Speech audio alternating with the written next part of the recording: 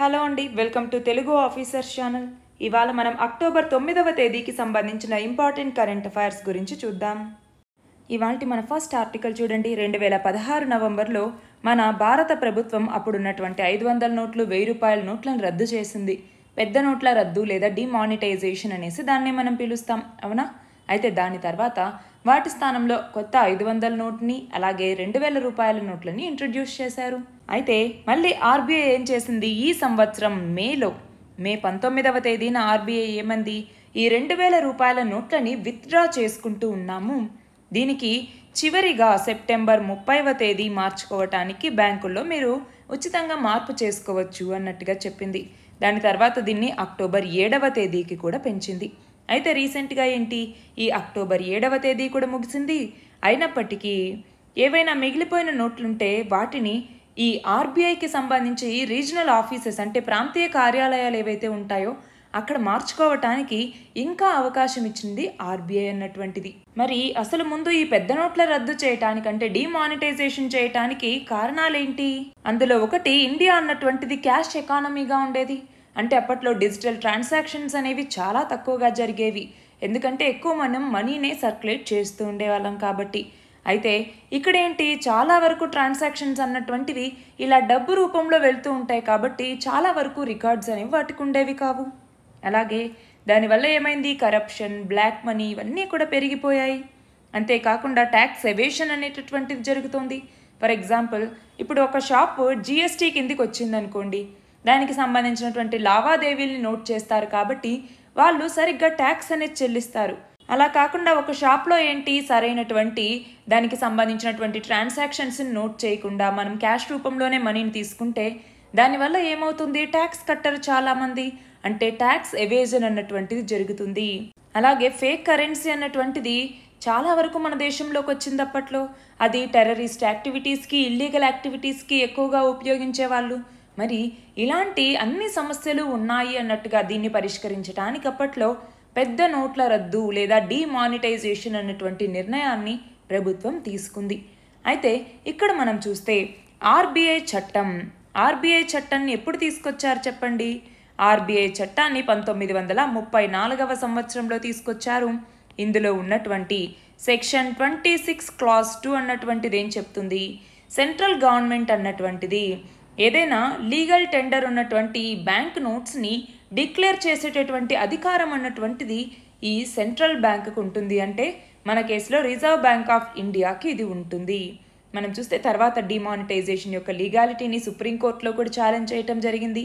అయితే సుప్రీంకోర్టు ఈ డిమానిటైజేషన్ అన్నటువంటిది వ్యాలిడ్, అంతేకాకుండా ఈ 500 అలాగే 1000 రూపీస్ నోట్స్ని డిమానిటైజేషన్ అన్నటువంటిది కూడా టెస్ట్ ఆఫ్ ప్రపోర్షనాలిటీని సాటిస్ఫై చేస్తుంది అన్నట్టుగా చెప్పటం జరిగింది.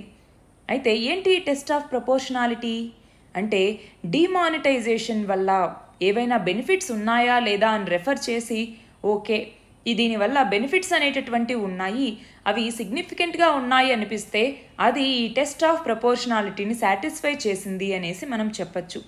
అయితే దీని ద్వారా ఏంటి, ఒకటి మన కరెన్సీలో స్టెబిలైజేషన్ని తీసుకురావచ్చు. అంటే ఇన్ఫ్లేషన్కి అగెనిస్ట్గా ఫైట్ చేయొచ్చు, ట్రేడ్ని ఫెసిలిటేట్ చేయొచ్చు, అలాగే కౌంటర్ ఫీట్కి సంబంధించినటువంటి ఈ మనీ వీటన్నింటినీ కూడా మనం తగ్గించవచ్చు, ఇవన్నీ చేయొచ్చు. అలాగే బ్లాక్ మనీని తగ్గించవచ్చు. Corrupt officials, criminals, terrorists, tax evaders వీళ్ళందరికీ సంబంధించి కూడా మనం బ్లాక్ మనీని బయటికి తీసుకురావడానికి ఇది ఉపయోగపడుతుంది. అలాగే డిజిటైజేషన్ని ఇది ప్రమోట్ చేసింది.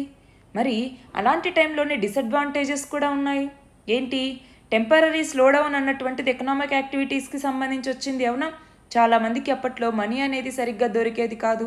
ఏటీఎంల వెంబడి క్యూ లైన్ అనేది పెద్దగా ఉండేది. దాంతో ఏమైంది, బిజినెస్ ట్రాన్సాక్షన్స్ అనేవి తగ్గిపోయాయి, కన్జ్యూమర్ స్పెండింగ్ అనేది తగ్గిపోయింది. దాంతో ఓవరాల్గా ఎకనామిక్ ప్రొడక్టివిటీ మీద దెబ్బ అనేది పడింది. అది కాకుండా అడ్మినిస్ట్రేటివ్ కాస్ట్ అనేటటువంటిది ఉంది. అలాగే క్యాష్ డ్రివెన్ సెక్టార్స్ అంటే ఫర్ ఎగ్జాంపుల్ రీటైల్ కానివ్వండి, బిజినెస్ కానివ్వండి, హాస్పిటాలిటీ రంగం కానివ్వండి, వీటన్నింటి మీద ఇంపాక్ట్ అన్నటువంటిది పడింది. మన నెక్స్ట్ ఆర్టికల్ చూడండి. అంతరిక్షంలోకి విదేశీ పెట్టుబడులు అంటున్నారు. దేని గురించి ఇక్కడ మాట్లాడుతూ ఉన్నారు అంటే, అంతరిక్ష రంగంలోకి ఎఫ్డిఐని అనుమతించడానికి సంబంధించి. ఇక్కడ మనం చూస్తే ఇప్పుడు ప్రైవేట్ సెక్టార్లోకి అంటే స్పేస్ సెక్టార్లోకి ఎఫ్డిఐని 100% అలో చేయటం జరిగింది. వీటికి సంబంధించి శాటిలైట్స్ యొక్క ఎస్టాబ్లిష్మెంట్ మరియు ఆపరేషన్స్కి సంబంధించి అది కూడా ఒక గవర్నమెంట్ రూట్లోనే 100% ఎఫ్డిఐని అలో చేశారు. అయితే ఈ నేపథ్యంలో ఈ ప్రైవేటైజేషన్ అన్నటువంటిది స్పేస్ సెక్టార్కి గనక చేస్తే దానివల్ల ఉండేటటువంటి బెనిఫిట్స్ ఏంటి? మనం చూస్తే ఇప్పుడు ఈ స్పేస్ సెక్టార్కి సంబంధించి మొత్తం ప్రపంచ కాంట్రిబ్యూషన్లో మన భారతదేశానికి 2% మాత్రమే ఉంది. అయితే ఇక్కడ మనం గమనించాల్సింది ఏంటి, అసలు ప్రైవేటైజేషన్ అనేది ఎందుకు ఇంపార్టెంట్? విదేశీ పెట్టుబడులు మన దగ్గరికి రావాలని మనం ఎందుకు కోరుకుంటున్నాం అంటే, ఒకటి, ఇప్పుడు గ్లోబల్ స్పేస్ ఎకానమీ అన్నటువంటిది దాదాపు $360 బిలియన్ వరకు ఉంది. అయితే మనము చాలా వరకు స్పేస్ షేరింగ్ కంట్రీస్లో మనము ఒకటైనా కూడా స్పేస్ ఎకానమీకి సంబంధించి ఇందాక చెప్పుకున్నట్టుగా కేవలం 2% కాంట్రిబ్యూషన్ మాత్రమే మనది. అయితే ఫర్ ఎగ్జాంపుల్ ఇప్పుడు స్పేస్ ఎక్స్ అని, బ్లూ ఆరిజిన్ అనేసి, వర్జిన్ గెలాక్టిక్ అనేసి ఇలా ప్రపంచంలో వివిధ రకాల ప్రైవేట్ ఆర్గనైజేషన్స్ అన్నవి స్పేస్ సెక్టార్కి సంబంధించి రావటం జరిగింది. మరి అలాంటి నేపథ్యంలో మనం కూడా ముందుకెళ్ళాలి, ఈ స్పేస్ ఎకానమీని పెంచుకోవాలి అంటే ప్రైవేటైజేషన్ని ఎంకరేజ్ చేయాలి అన్నటువంటిది మనం తీసుకున్నటువంటి నిర్ణయం. అయితే మరి ఫర్ ఎగ్జాంపుల్ ప్రైవేటైజేషన్ని తీసుకొచ్చారు, మరి దానికి అడ్వాంటేజెస్ ఉంటాయి, డిసడ్వాంటేజెస్ ఉంటాయి. మరి ఏంటి అడ్వాంటేజెస్ అంటే, ఒకటి, ఇస్రో మీదే ఇప్పుడు బర్డన్ అంతా ఉంది, అవునా? అంటే ఫర్ ఎగ్జాంపుల్ రీసెర్చ్కి సంబంధించి, డెవలప్మెంట్కి సంబంధించి, ఏదైనా ఇంటర్ప్లానెటరీ ఎక్స్ప్లోరేషన్కి సంబంధించి, లేదా ఏవైనా లాంచ్ చేయాలి అన్నా ఇప్పుడు ప్రతిదీ కూడా ఇస్రో చూసుకుంటోంది.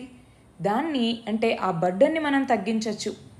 రెండవది కమర్షియలైజేషన్, అంటే ఈ కమర్షియల్ బెనిఫిట్స్కి స్పేస్ని యూజ్ చేసుకోవటం, అలాగే ఇన్వెస్ట్మెంట్స్ని పెంచుకోవచ్చు, కాస్ట్ కాంపిటేటివ్గా మనం చేయొచ్చు, అలాగే ఇందులో ఎంప్లాయ్మెంట్ని క్రియేట్ చేయొచ్చు, అలాగే ఇండిజినైజేషన్ని తీసుకురావచ్చు. మనము ఆత్మనిర్భర్ భారత్ అన్నామంటే self reliant India, make in India అన్నాము. సో మన స్పేస్ ఇండస్ట్రీలో కూడా ఇలా మేక్ ఇన్ ఇండియాని తీసుకురావడానికి ప్రైవేటైజేషన్ ఉపయోగపడుతుంది. దీనికి ఇండియన్ స్పేస్ అసోసియేషన్ అనేటువంటిది సపోర్ట్ కూడా ఇస్తుంది. అలాగే ఈ ఇన్ఫ్రాస్ట్రక్చర్ని క్రియేట్ చేయటం కానివ్వండి, అలాగే మన ఇండియా స్పేస్ సెక్టార్కి సంబంధించి ఒక గ్లోబల్ లీడర్గా ఎదగాలన్నా ప్రైవేటైజేషన్ అన్నటువంటిది చాలా ఇంపార్టెంట్. మరి ఇలాంటి ప్రైవేట్ సెక్టార్ని సపోర్ట్ చేయటం కోసం మన భారతదేశం తీసుకున్నటువంటి ఇనిషియేటివ్స్ ఏంటి?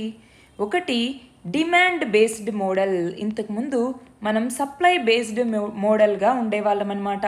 దాన్ని ఇప్పుడు డిమాండ్ బేస్డ్ మోడల్కి మార్చాము. ఈ డిసడ్వాంటేజెస్లో భాగంగా ఒకటి దీన్నే చెప్పచ్చు. సప్లై బేస్డ్ మోడల్గా ఉండేది, దాన్ని ఇప్పుడు డిమాండ్ బేస్డ్ మోడల్గా మార్చాము. అంటే స్పేస్ అసెట్స్ని మనం ఎన్హాన్స్ చేసుకోవటానికి, వాటి యొక్క యూటిలైజేషన్ని పెంచుకోవటానికి, దాని నుంచి మ్యాక్సిమం బెనిఫిట్స్ని పొందటానికి ఇది ఉపయోగపడుతుంది. అలాగే ఎన్ఎస్ఐఎల్ అన్నటువంటి దాన్ని తీసుకొచ్చాం, న్యూ స్పేస్ ఇండియా లిమిటెడ్ అన్నటువంటిది. ఎప్పుడు 2019లో దీన్ని లాంచ్ చేయటం జరిగింది. దీన్ని మొత్తం గవర్నమెంట్ ఆఫ్ ఇండియాకి సంబంధించినటువంటి అండర్టేకింగ్ అనమాట ఇది. అయితే ఎవరి అడ్మినిస్ట్రేషన్ కింద ఉంటుంది అంటే డిపార్ట్మెంట్ ఆఫ్ స్పేస్ కింద ఇది ఉంటుంది. ఇది ఏంటి, ఇస్రో డెవలప్ చేసేటటువంటి టెక్నాలజీస్ని కమర్షియలైజేషన్ అంటే వేరియస్ ఇండస్ట్రీస్కి ట్రాన్స్ఫర్ చేస్తుంది ఆ టెక్నాలజీని. అలాగే 2020వ సంవత్సరంలో ఇన్ స్పేస్ అన్నటువంటి దాన్ని తీసుకొచ్చారు. Indian national space promotion and authorisation centre అంటాము. ఇది కూడా డిపార్ట్మెంట్ ఆఫ్ స్పేస్ కింద తీసుకురావటం జరిగింది. ఇది ఒక అటోనామస్ బాడీ. ఇది ఏంటి అంటే ఈ గ్లోబల్ స్పేస్ ఎకానమీకి సంబంధించి అకాడమియా, ఇండస్ట్రీ, స్టార్టప్స్, అలాగే ఇలా అంటే మేజర్ షేర్ ఉన్నటువంటి వాటిని మనం అట్రాక్ట్ చేసుకోవటానికి ఇది ఉపయోగపడుతుంది. అలాగే 2021లో ఇండియన్ స్పేస్ అసోసియేషన్ అన్నటువంటి దాన్ని లాంచ్ చేశారు. అలాగే ఎఫ్డిఐ రెగ్యులేషన్స్ని రివైజ్ చేయటం జరిగింది. మనం చూస్తే గవర్నమెంట్ రూట్లో మాత్రమే శాటిలైట్ ఎస్టాబ్లిష్మెంట్ మరియు ఆపరేషన్స్కి సంబంధించి 100% ఈ ప్రైవేట్ సెక్టార్ని అలో చేయటం జరిగింది. అలాగే అటల్ టింకరింగ్ ల్యాబ్స్ అన్నటువంటివి, అలాగే సిబిఎస్ఈ ద్వారా ఇస్రో వీటిని చేపట్టడం కానివ్వండి, అలాగే రీసెంట్గా 2023లోనే ఇండియన్ స్పేస్ పాలసీ అన్నటువంటి దాన్ని తీసుకురావటం, ఇవన్నీ కూడా దీనికి సంబంధించిన ఇనిషియేటివ్స్గా మనం చెప్పొచ్చు.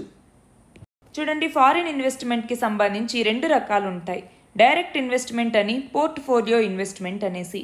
డైరెక్ట్ ఇన్వెస్ట్మెంట్లో మళ్ళీ కొన్ని రకాలు ఉన్నాయి. ఒకటేంటి, హోలీ ఓన్డ్ సబ్సిడరీ, అలాగే జాయింట్ వెంచర్ అక్విజిషన్ అనేసి.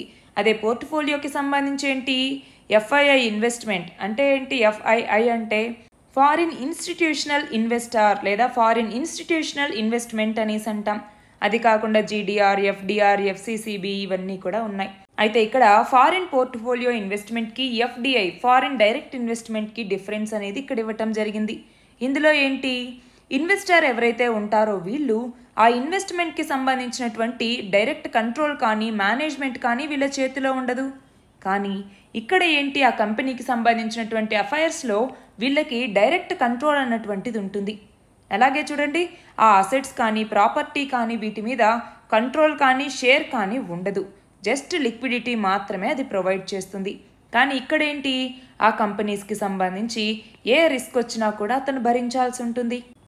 ఇది ఇస్రో యొక్క ఆర్గనైజేషన్ స్ట్రక్చర్. చూడండి, స్పేస్ కమిషన్, ఇన్స్పేస్, అలాగే సిపిఎస్సిస్, ఇందులో ఎన్ఎస్ఐఎల్, యాంట్రిక్స్ ఇవన్నీ, ఇస్రో కౌన్సిల్, ఇస్రో కింద మళ్ళీ ఇవన్నీ కూడా ఇస్రో సెంటర్స్ లేదా యూనిట్స్గా చెప్తూ ఉంటాం ఇవన్నీ కూడా. అయితే ఇక్కడ చూడండి, ప్రైవేట్ సెక్టార్ పార్టిసిపేషన్ని పెంచడం కోసం ఇస్రో 1 యాంట్రిక్స్, 2 ఎన్ఎస్ఐఎల్, 3 ఇన్స్పేస్ ఈ ఇనిషియేటివ్స్ని తీసుకొచ్చింది. నెక్స్ట్ చూడండి, జీవ వైవిధ్య పరిరక్షణకి సంబంధించి ఇక్కడ ఏం చెప్తూ ఉన్నారు అంటే, జీవ వైవిధ్య ప్రక్రియల్లో గనక ఒకవేళ ఏదైనా అంతరాయం వస్తే అది ప్రతికూలమైనటువంటి పరిణామాలకు దారితీస్తుంది. ఫర్ ఎగ్జాంపుల్, ఉత్పాదకత అనేది తగ్గటం, తెగుళ్ళు అనేవి వ్యాపించటం, సూక్ష్మక్రిములు అనేవి అభివృద్ధి చెందటం, వ్యాధులు అనేవి ప్రబలటం, ఇలాంటి పరిణామాలన్నీ చోటు చేసుకుంటాయి.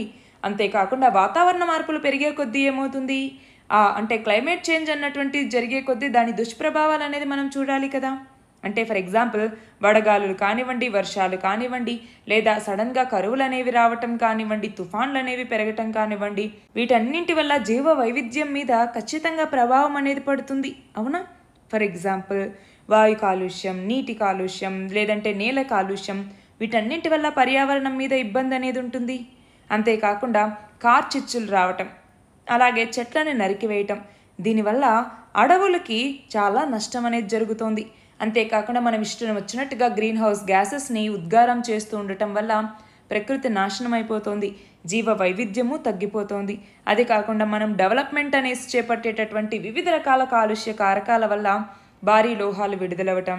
మనం ఫర్ ఎగ్జాంపుల్ అగ్రికల్చర్లోనే చూడండి, పెస్టిసైడ్స్, ఫర్టిలైజర్స్, వీటి వల్ల ఏమవుతూ ఉన్నాయి, ప్లాస్టిక్ వ్యర్థాలు కానివ్వండి, వీటన్నింటి వల్ల ఇటు సముద్ర జలాలు కలుషితమవుతూ ఉన్నాయి, మనం కూడా చాలా హెల్త్ ఎఫెక్ట్స్ని చూస్తూ ఉన్నాం, అవునా. మరి అలాంటి నేపథ్యంలో బయోడైవర్సిటీ మరియు కన్జర్వేషన్కి సంబంధించి చూస్తే ఇందులో భాగంగా ఎకలాజికల్ డైవర్సిటీ అని, స్పీషీస్ డైవర్సిటీ అని, జెనెటిక్ డైవర్సిటీ అనేసి మనం డిఫరెంట్ కేటగిరీస్గా చెప్తాం. ఈ ఎకలాజికల్ డైవర్సిటీలోనే గ్లోబల్ బయోడైవర్సిటీ అనేసి, స్పీషీస్ డైవర్సిటీలోనే స్పీషీస్ రిచ్నెస్ అని, స్పీషీస్ ఈవెన్నెస్ అనేసి ఇలా వివిధ రకాలుగా చెప్తాం. అయితే ఈ బయోడైవర్సిటీ ప్యాటర్న్స్కి సంబంధించి చూస్తే స్పీషీస్ ఏరియా రిలేషన్షిప్ అని, లాటిట్యూడినల్ గ్రేడియంట్ అని చెప్తాం. అలాగే బయోడైవర్సిటీ లాస్ అనేది జరుగుతోంది. ఎందుకని, హ్యాబిటాట్ లాస్ వల్ల, ఫ్రాగ్మెంటేషన్ అనేది జరగటం వల్ల, ఓవర్ ఎక్స్ప్లాయిటేషన్ వల్ల, ఏలియన్ స్పీషీస్ యొక్క ఇంట్రొడక్షన్ వల్ల, అలాగే కో ఎక్స్టింక్షన్ అన్నటువంటి వీటన్నింటి వల్ల కూడా మేజర్గా బయోడైవర్సిటీ లాస్ అనేది జరుగుతోంది. మరి వీటిని కన్జర్వ్ చేయాలి అంటే ఏం చేయాలి, ఒకటి మన భూమిని మనం కాపాడుకోవాలి. వరల్డ్ సమ్మిట్ అన్నటువంటిది మనకి జరుగుతూనే ఉంది. అలాగే మేజర్గా వీటిని ఇన్సితు కన్జర్వేషన్, అలాగే ఎక్సితు కన్జర్వేషన్ అంటాం. ఇన్సితు అంటే ఏంటి, ఉన్న ప్లేస్లోనే కన్జర్వ్ చేయటం. ఎక్సితు కన్జర్వేషన్ అంటే ఏంటి, ఒక చోటు నుంచి ఇంకొక చోటికి తరలించి వాటికి రక్షణని కల్పించటం. నెక్స్ట్ ఆర్టికల్ చూడండి, ఇక్కడ పశ్చిమాసియాలో ఇటు ఇజ్రాయెల్కి అలాగే ఇటు హమాస్కి మధ్య యుద్ధం అనేటటువంటిది జరుగుతోంది. దీనికి సంబంధించి ఐరన్ డోమ్ టెక్నాలజీ గురించి ఆల్రెడీ మనం డిస్కస్ చేసుకున్నాం మన ఛానల్లో, ఈ వీడియో అవైలబుల్గా ఉంది, చూడొచ్చు. అయితే ఇక్కడేమైంది, ఒకవైపు హమాస్ దాడులు, ఇంకోవైపు ఏమో ఇజ్రాయెల్ ప్రతిదాడులు అనేవి జరుగుతూనే ఉన్నాయి. అయితే ఐక్యరాజ్యసమితి భద్రతా మండలికి ఇజ్రాయెల్కి సంబంధించినటువంటి ప్రతినిధి ఏం చెప్తున్నారు, మా పౌరుల్ని కాపాడుకోవటానికి అవసరమైనటువంటి ఏ చర్యలనైనా చేపట్టడానికి మేము సిద్ధంగా ఉన్నాము అన్నట్టుగా చెప్పటం జరిగింది. అయితే ఇంకోవైపు హమాస్ ఏం చెప్తూ ఉన్నారు, మేము సుదీర్ఘ పోరాటానికి సిద్ధమయ్యాం, చివరికి అది యుద్ధమైనా సరే మా ప్రజల గౌరవాన్ని, స్వేచ్ఛని కాపాడడానికి మేము ఎంతకైనా తెగిస్తామన్నట్టుగా హమాస్ చెప్తూ ఉన్నారు. అయితే ఇరాన్ ఏమంటోంది, హమాస్ దాడిని ఆత్మరక్షణ చర్య అన్నట్టుగా చెప్తోంది. అయితే అణిచివేతకు గురైనటువంటి పాలస్తీనా ప్రజల యొక్క తిరుగుబాటు ఇది అన్నట్టుగా ఇరాన్ చెప్తోంది. అయితే ఈ నేపథ్యంలో ఇటు గాజాలో ఉన్నటువంటి ఇళ్లన్నీ ఖాళీ చేయటం జరిగింది. ఇజ్రాయెల్ కూడా దీనికి సంబంధించి ప్రతిదాడులు అనేవి చేస్తోంది. అయితే ఇప్పటికి 700 మందికి పైగా ఇజ్రాయెల్లో చనిపోయారు. పాలస్తీనాలో దాదాపు 400 మందికి పైగా చనిపోయారు. అయితే ఇప్పుడేంటి, ఇజ్రాయెల్కి మద్దతుగా ఈ తూర్పు మధ్యధరా సముద్ర ప్రాంతానికంటే మెడిటరేనియన్ సీకి ఒక విమాన వాహక నౌకని పంపించాలి అన్నట్టుగా అమెరికా నిర్ణయించింది. దాని పేరు ఏంటి అంటే యుఎస్ఎన్ గెరాల్డ్ ఆర్ ఫోర్ట్ అన్నటువంటి యుద్ధ విమాన వాహక నౌక అనమాట. దీంతో 5000 నావికులు, యుద్ధ విమానాలతో కూడినటువంటి ఈ వాహక నౌకని, క్రూయిజ్లని, డెస్ట్రాయర్లని అమెరికా పంపబోతోంది. అయితే ఇక్కడ గుర్తుపెట్టుకోవాల్సింది ఇంకొకటి ఏంటి అంటే, హమాస్ ఎవరైతే ఉన్నారో వాళ్ళు ఇప్పుడు ఆపరేషన్ అల్ అక్సా స్టార్మ్ అన్నటువంటి పేరుతో ఈ దాడులు అనేటటువంటివి జరుగుతూ ఉన్నాయి. అయితే దీనికి దాదాపు 10 ఏళ్ల ముందు నుంచే ఏర్పాట్లు అనేవి జరుగుతూ ఉన్నాయి. 2014 నుంచి దీని మీద హెచ్చరికలు వస్తూ ఉన్నా కూడా ఇజ్రాయెల్ పట్టించుకోలేదు. దాని ఫలితంగానే ఇప్పుడు ఇంత నష్టాన్ని చవిచూస్తోంది. మన నెక్స్ట్ ఆర్టికల్ చూడండి. ఆఫ్ఘనిస్తాన్లో భూకంపం అనేది సంభవించింది. మనం చూస్తే 6.3 తీవ్రతతో భూకంపం వచ్చింది. దాంతో మృతుల సంఖ్య అనేది 2000కు పైగా చేరింది.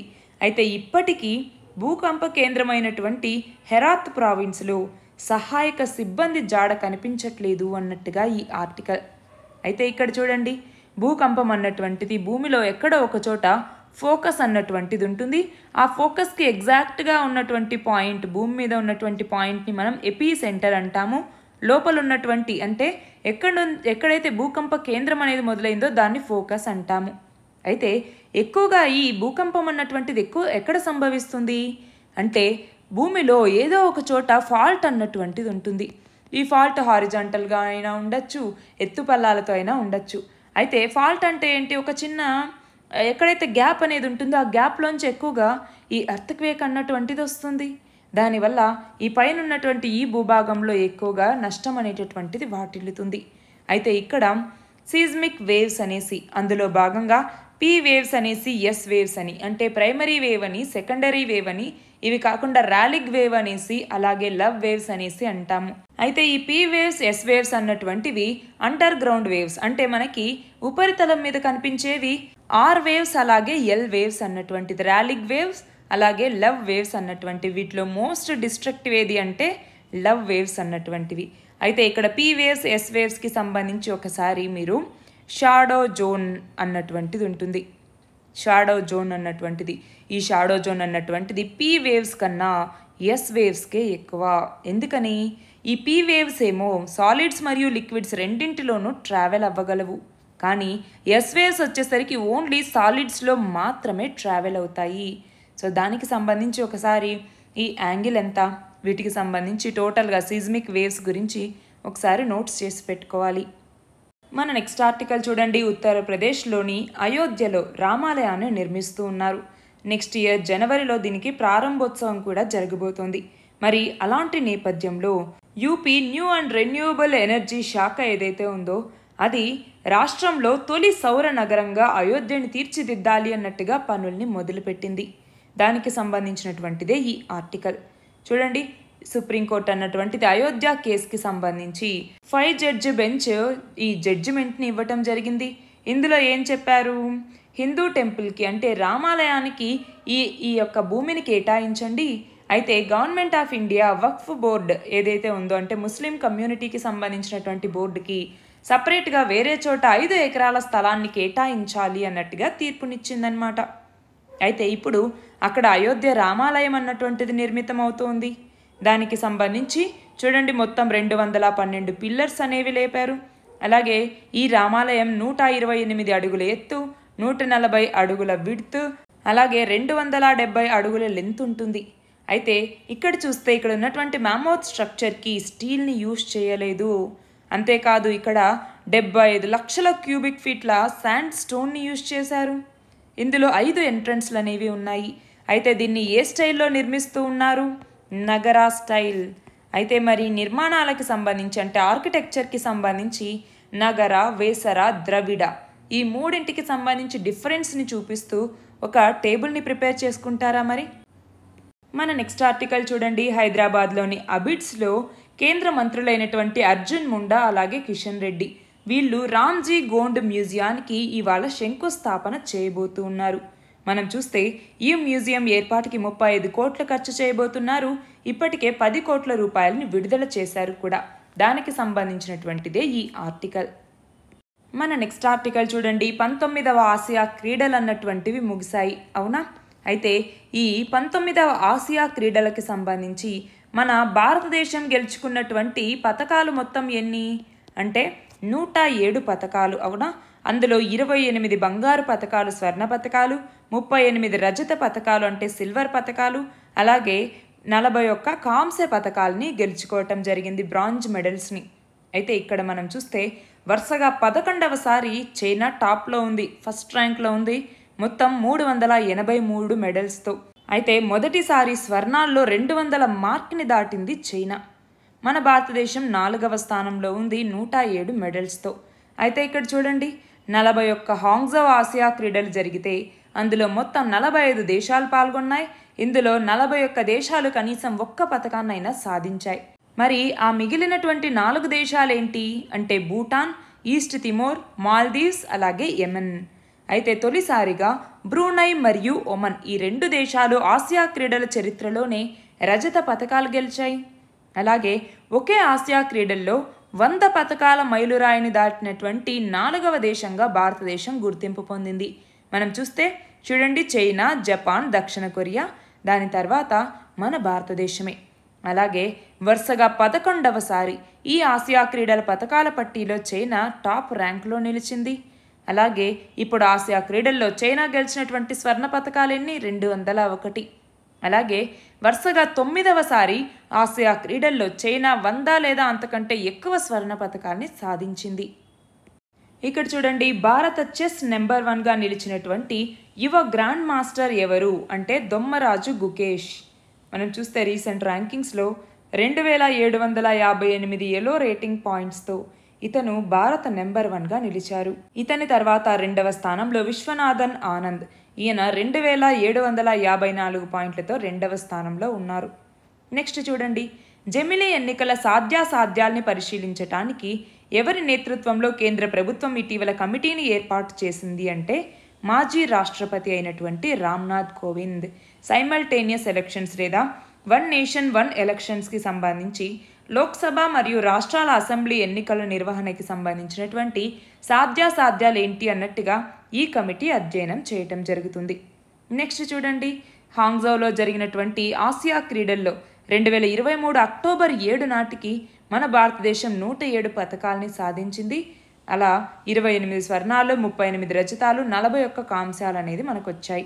నెక్స్ట్ చూడండి, ఏపీలో తొలి ప్రైవేట్ బంగారు గని అయినటువంటి జొన్నగిరి ప్రాజెక్ట్ లేదా జొన్నగిరి బంగారు గనుల్లో వచ్చే సంవత్సరం అక్టోబర్ నుంచి డిసెంబర్ నాటికి పూర్తి స్థాయిలో ఉత్పత్తి అనేది ప్రారంభం అవబోతోంది. ఇక్కడ మనం చూస్తే పూర్తి స్థాయిలో గనక ఈ బంగారు గని అనేది అందుబాటులోకి వస్తే ప్రతి సంవత్సరం 750 కిలోల బంగారాన్ని వెలికి తీయచ్చు. అయితే ఇప్పటి వరకు దీని మీద 200 కోట్లకు పైగా ఇన్వెస్ట్ చేయటం జరిగింది. అయితే పైలట్ ప్రాతిపదికన ఇప్పుడు ప్రస్తుతం నెలకి 1 కేజీ మేర మాత్రమే బంగారాన్ని మైనింగ్ చేస్తున్నారు. ఇక్కడ మనం చూస్తే 2013వ సంవత్సరంలో డెక్కన్ గోల్డ్ మైన్స్కి ఈ యొక్క బంగారు గనిని కేటాయించారు. అయితే దీని తర్వాత ఈ ప్రాజెక్టు మదింపును పూర్తి చేయడానికి 8 నుంచి 10 ఏళ్లు పట్టింది. అయితే కిర్జిస్తాన్లో కూడా ఈ డెక్కన్ గోల్డ్ మైన్స్కి 60% వాటాలున్నటువంటి ఇంకొక బంగారు గనిలో 2024 అక్టోబర్ నుంచి నవంబర్లో ఉత్పత్తి అనేటటువంటిది ప్రారంభం అవబోతోంది. ఇవి ఇవాల్టి important articles. All the very best and thank you very much.